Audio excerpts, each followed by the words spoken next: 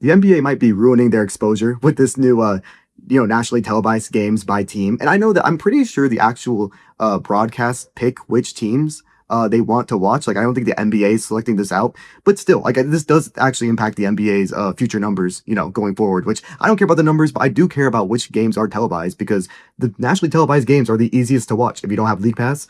And these numbers are a little absurd, so I'm gonna go team by team and say, whether I think it's too high, too low, or just right.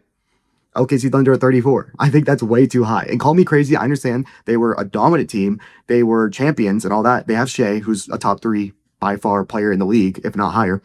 But they're not fun to watch. And the fact that like if your favorite team's playing them, and this might be a stupid. Okay, well, one by the way, a lot of people don't find Shea fun to watch, which I think is stupid. But that's just the reality of the situation. You got to think about what the casual NBA fans think. Two, the team didn't change at all. And three, if your favorite team is playing them, you don't want to watch. When the Atlanta Hawks played the OKC Thunder, I, by halftime, wanted to turn off the TV because they are so frustrating to watch. Like, I can lose by 30 to a team like the Pacers, the Cavaliers, whatever. When you lose by 30 to the Thunder, it's because they're forcing turnovers and they make you want to throw something at the TV.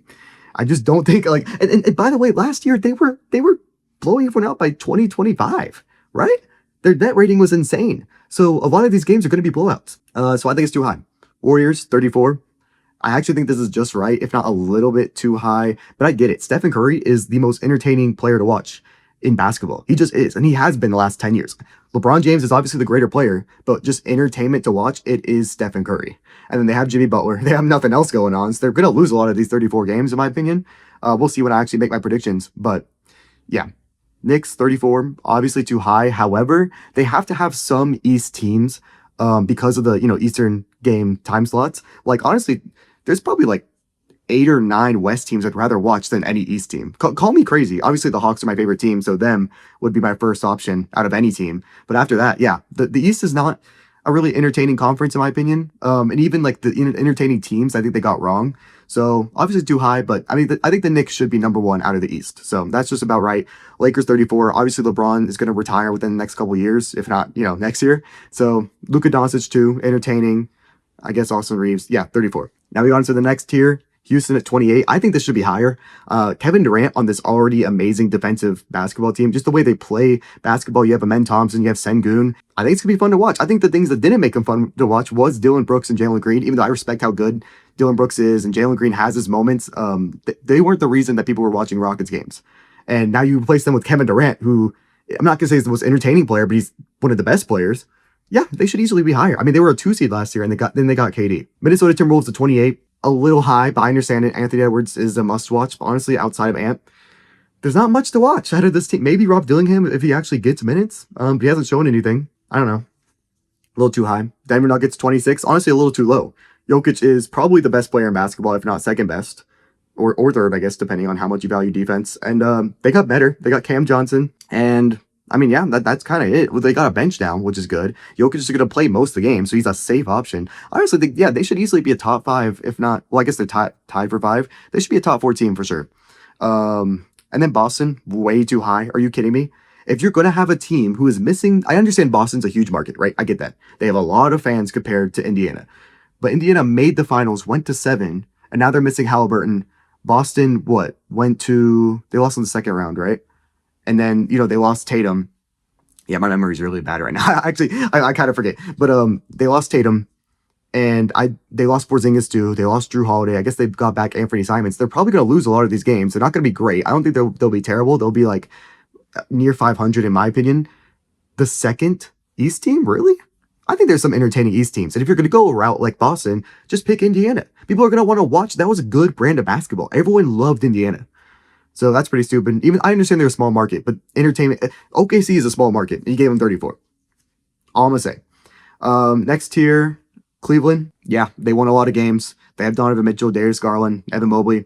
They're pretty good. Again, they were a team that blew out a lot, so I don't know how much how much they value blowouts, but I think it's a good, just a very fair amount, if not a little low, honestly.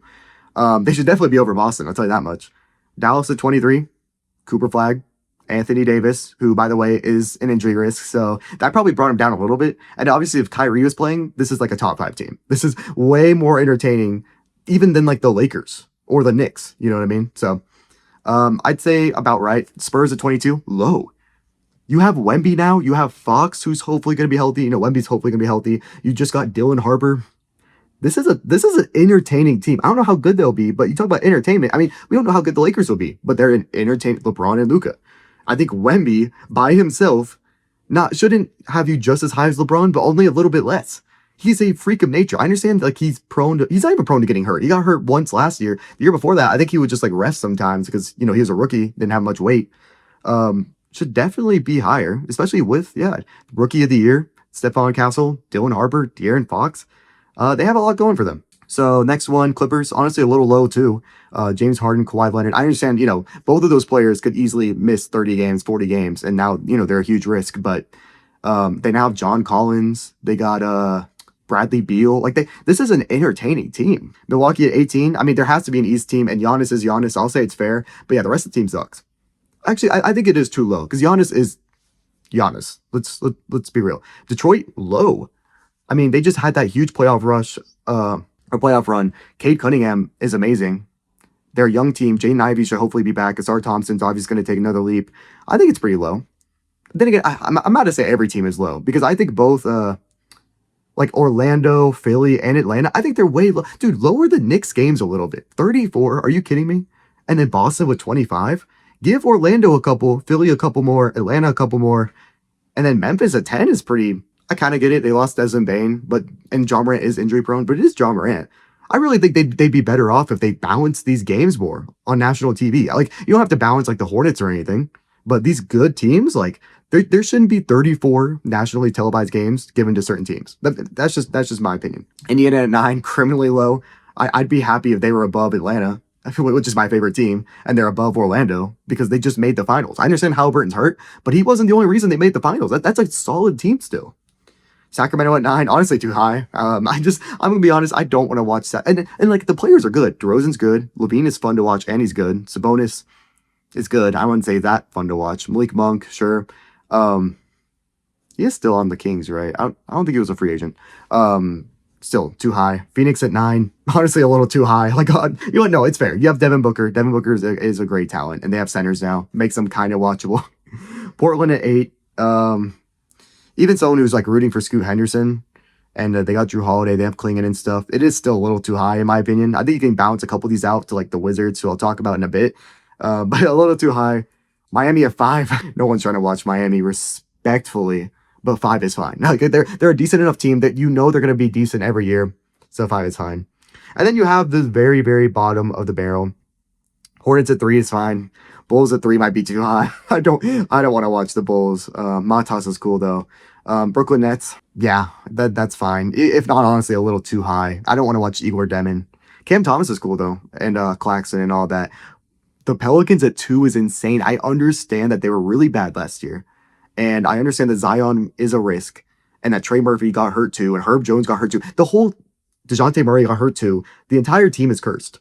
But if they are healthy, relatively healthy next season, the Pelicans are like a really fun basketball team to watch. So if they end up being a top 5, 6 seed, which y'all might think is impossible, I think there's a world, but the city's so cursed that they will probably get hurt again because that's what New Orleans is. But if they are healthy and they are that good, it's going to suck that, yeah, they get no nationally televised games. Utah Jazz at 2. Give them a couple more. They got Ace Bailey. Ace Bailey's like an interesting watch at least. We don't know if he'll be good or bad, but either way, it'll be fun to watch. Toronto at 2. Even that's pretty low. I think they'll be a decent team at least playing. And you have Brandon Ingram now, Scotty Barnes, Emmanuel Quickly, RJ Barrett, Grady Dick. You got a good core. 2 games is insane. If you're a Raptors fan, like you can't miss those 2 games. I mean, I guess any of these teams, like, yeah, 3 out of 82 is insane. Wizards at 2. I think the Wizards will be a fun watch. Not only do they have like weird veterans, but I like their young core. They have like Chris Middleton. They have I'm missing some too. I'm really blanking, but they have some like weird CJ McCollum. They have CJ McCollum, Chris Middleton, and then like the young guys, they got Alex Sarr, they got Bub Carrington. I'm probably missing a couple. My memory's pretty bad on the spot. But yeah, that's my opinion. I think they got some of these right, but a lot of these, like, yeah, I don't know, 34 to 4 different teams to me is insane. And if you're actually trying to grow the brand of NBA basketball, like the NFL has successfully done, where you can talk about every single team, how are you supposed to talk about every single team when one team has 34 nationally televised games and the other has 2? No, a lot of others have 2. And an entire 4 is 34. obviously they're like really trying to squeeze the money out of Steph Curry and LeBron, which is fine, but that's gonna hurt the NBA long term. If you want to push the young teams, because eventually some, I mean, maybe not the Hornets, because I swear they've never been, but a team like the Jazz, they're going to bounce back and be good eventually. The Wizards will be good eventually. The Hornets will. I'm talking crap because they've been bad the last 10 years, so I can't expect anything more. Just like the Bulls. The Bulls have been bad the last 10 years. They're not going to bounce back. So maybe not those teams, but a couple different teams like the Jazz, like the Wizards, like the Raptors, the Pelicans. Two is insane. Do better. If you guys enjoyed, like, comment, subscribe. I'm going to try and upload 2 times a day. This is the second upload, and then it'll mostly be NBA. I'll add some 2K stuff. I already uploaded one 2K video, but yeah, peace.